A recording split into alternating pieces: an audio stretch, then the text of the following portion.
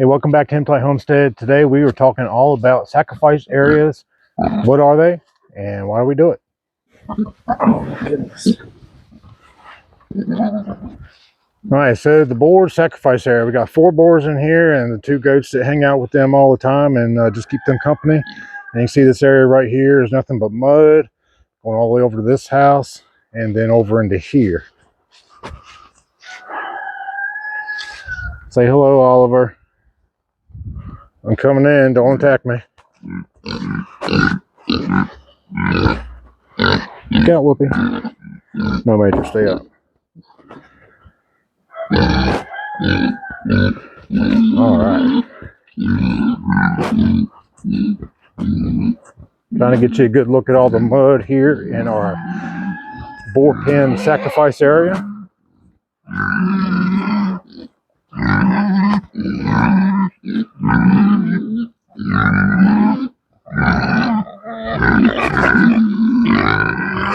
It's not time to eat yet. I should know better than do this while y'all are trying to eat. Oh, Simon.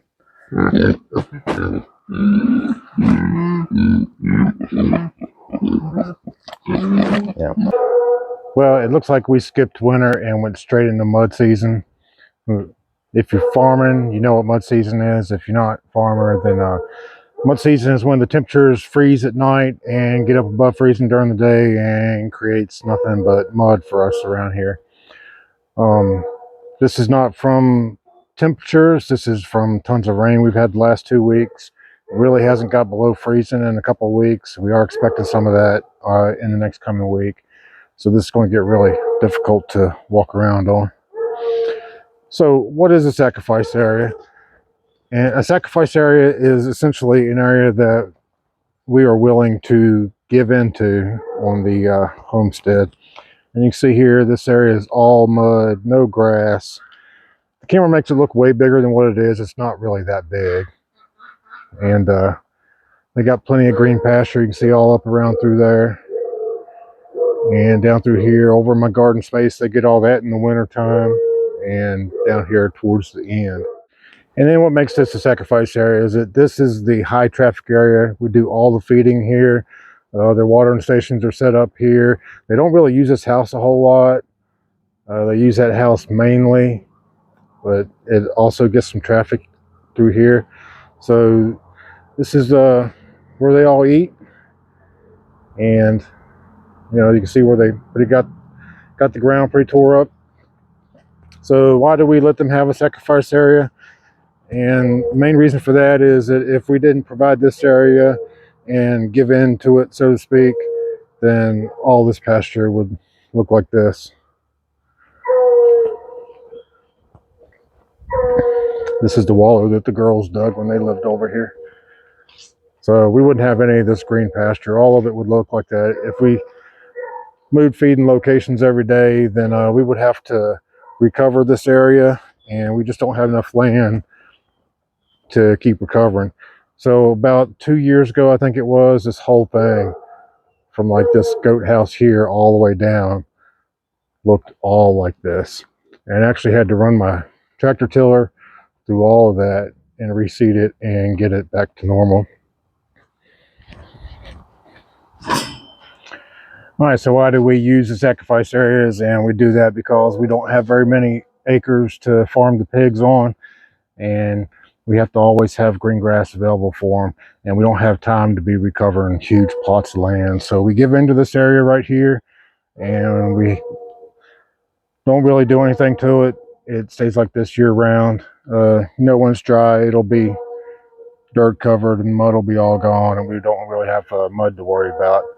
But the grass is pretty much non-existent in this area right here. And again, me looking at the camera here makes it look huge, but it's really not. It's not that big. It's just a small fraction of the whole pasture that they have. But we do collect their poo all in the pastures and put it over here in the compost pile you see back here behind me, and use that to grow lots of awesome things out of. So we really don't have concerns with parasite issues. We don't have a lot of land to rotate as a lot of people prefer to do. But you know, that's another way to farm. And we wanted to have nice big pastures to roam around on. All right, so again, I mentioned we're a small acreage farm, and this enables us to always have plenty of grass by giving them this one area. We do all the feeding here. Most of our contact with the pigs takes place in this area right here. You know, sometimes in the summer when I'm over there working in the garden, there'll be a little bit of pig interaction there, or when we're going around the borders collecting the poo, they'll interact with us a little bit. But most of our human to pig interaction all takes place right here as well. Kunekune, a non-rooting pig, so they say, but if the entire pasture looked like this, they would be out there rooting it like crazy. They would turn into a bunch of excavators. So that's why we try and focus on one small area like this and let the green grass grow everywhere else. What are you doing, Simon?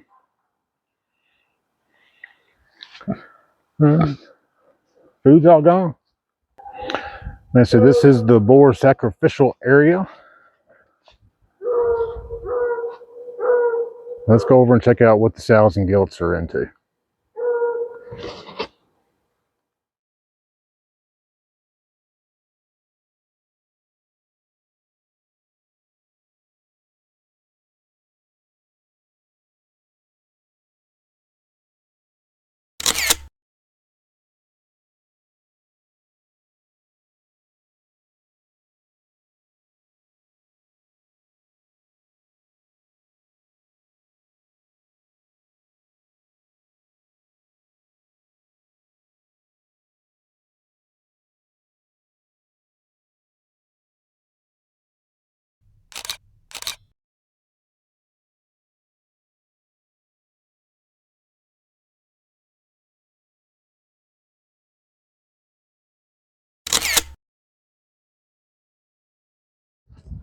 All right, on the way back over to check on the girls' area, and wanted to stop by and show you this. This is not an area we intended on sacrificing, and we will come back through, and I'll either plant a garden in here or till it up and seed it back for grass. But this was 3 little wiener pigs were in here, ranging from 45 pounds to, hello, hello.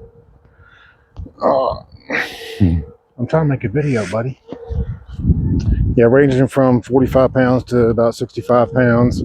And you can see where it stopped right here. This was the end of it here.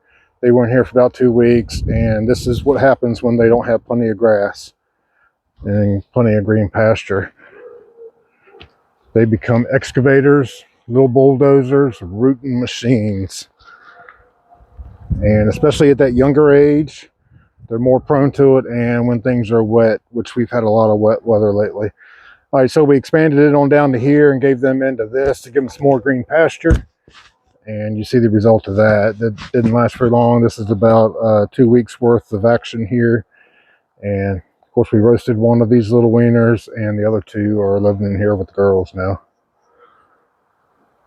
So that's another reason why we have sacrificial areas, so that we don't have this all over all of our property. We are in the girls, the sows and gilts sacrifice area right now, and it's way smaller than the boys. And maybe that's because the girls take better care of their pasture. I don't know. This is where we feed them. And you see it's nothing but mud here. As right now, it's all we got anywhere is mud. And we do have a bit of a sacrifice area back here behind me. We'll go over and take a closer look at it. Hello. Everybody thinks it's time to eat. Major, no. So the girls got some tree cover here in the summertime when the leaves are all full on the trees. Easy, it's not time to eat yet. Almost. And I'm kind of wanting to build them a cover where they can eat outside the rain. They leave their bowls out all the time and just fill them up, and they just get plumb full of water, and you got to dump it out, and it just makes a mess. This is where the girls live, not so much a sacrifice area. You'll see over here in front of these 2 houses. This is a high traffic area right here. Lots of mud. And then this behind me is where we used to be fenced off for a little meet you area when we got new pigs. And they spend a lot of time in here. We got a little watering station back here. And the mud is real thick and deep. They like to lay down up there when it's not wet in the leaves. Leaves are all gone now.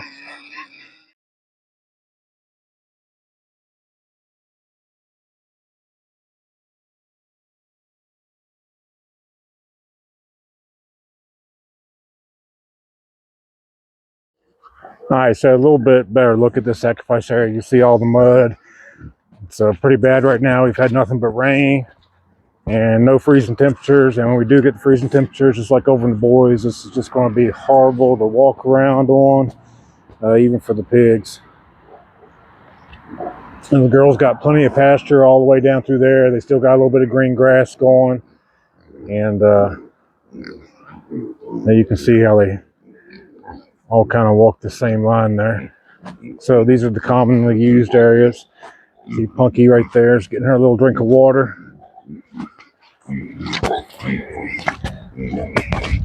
Hopefully you can hear that mud underneath my feet. Major, knock it off. And a closer look at where we feed them at. And this has dried up a little bit, thank goodness. But this was just sop and wet. And feed them in the same place all the time, because if we change areas where we feed them at, then we'll have way more land looking like all this, and that's not what we want. Hello, Poppy. Hello, Poppy. The OG queen of the herd.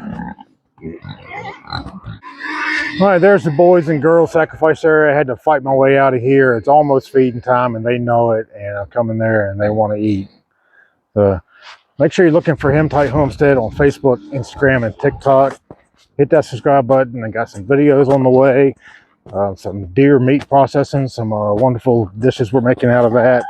We did a roaster Kunekune piglet a couple of weeks ago, and that's going to be on YouTube soon. And lots of other cool stuff happening here at HematiteHomestead. Thanks for watching, and we'll see you next time.